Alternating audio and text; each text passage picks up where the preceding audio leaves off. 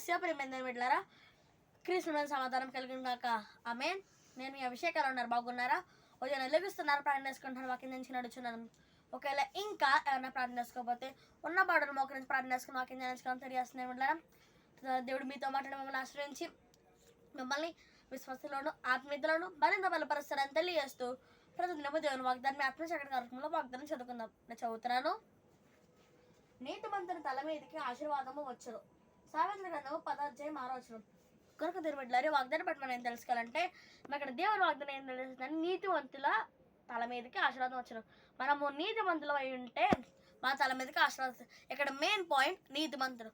మనము నీతిమంతులుగా ఉండాలి. మనం నీతిమంతులుగా ఎలా ఉండాలంటే మరి దేవుని మనం ఆరాధించే వారిగా ఉండాలి, మరి దేవుని కీర్తించే వారిగా ఉండాలి, ఆరాధనలు ఎక్కువసేపు గడపాలి, అలాగే ప్రతిరోజు బైబిల్ చదవాలి.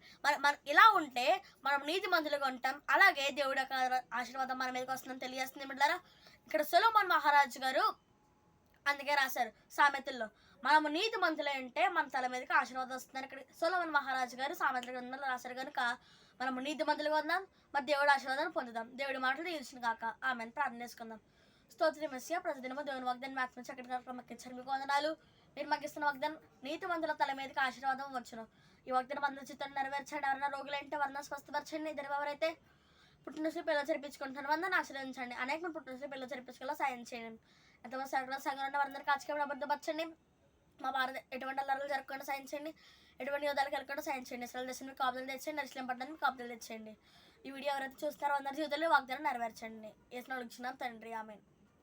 కనుక దేవుని బిడ్డలారా, ఈ వాగ్దానం మీరు పొందుకున్నారు కనుక లైక్ చేయండి, షేర్ చేయండి, సబ్స్క్రైబ్ చేసుకోండి, మంచి మంచి కామెంట్స్ పెట్టండి. దేవుడు మిమ్మల్ని దీవించును గాక ఆమేన్.